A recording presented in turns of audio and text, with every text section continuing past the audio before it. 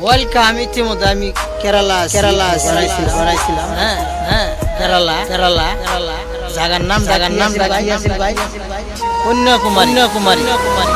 হ্যাঁ দর্শক ভাই আপনারা দেখতে থাকেন। এই ভিডিওটি ভালো লাগলে লাইক শেয়ার এবং কমেন্ট করে জানাবেন। কেউ যতেকের জন্য মাইয়া মানুষ বিয়ে দিবার পারেন না, যেদিন নসাবিস চান যতক মতক দরকার নাই, কোনো কিচ্ছু দরকার নাই, একবারে নিঃসুর গরিব মানুষ হোক যদি বিয়ে দিতে চান নসাবিসে যাচ্ছেন। নৌসা বর্তমানে হাজির হয়ে হয়েছে,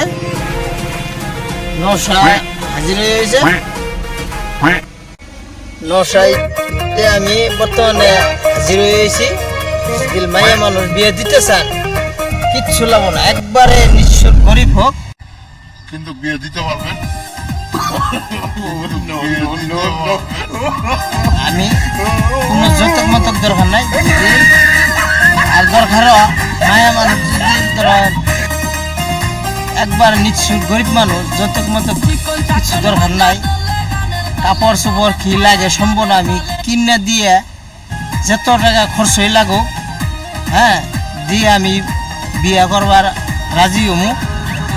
আপনি ঘরে যদি বিয়ে দিতে চান একবারে নিঃস্ব গরিব মানুষ নৌসাবিসে পাইতেছেন না, অনলাইনে যোগাযোগ করবেন।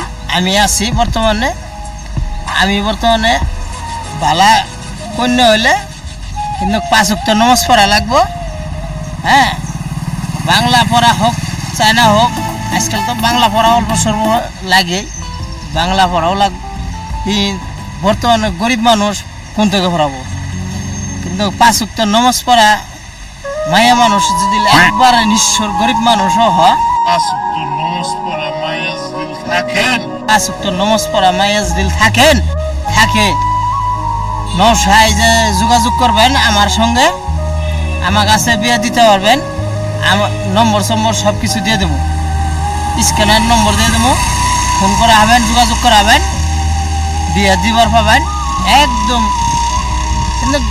কিন্তু ভাই সব কিছু আমি দিব, নামাজ পড়া লাগবে। হ্যাঁ আবার যে সুদারু ঘুষ খাওয়া মেয়ে এলে লাগবো না আমার, বুঝছেন?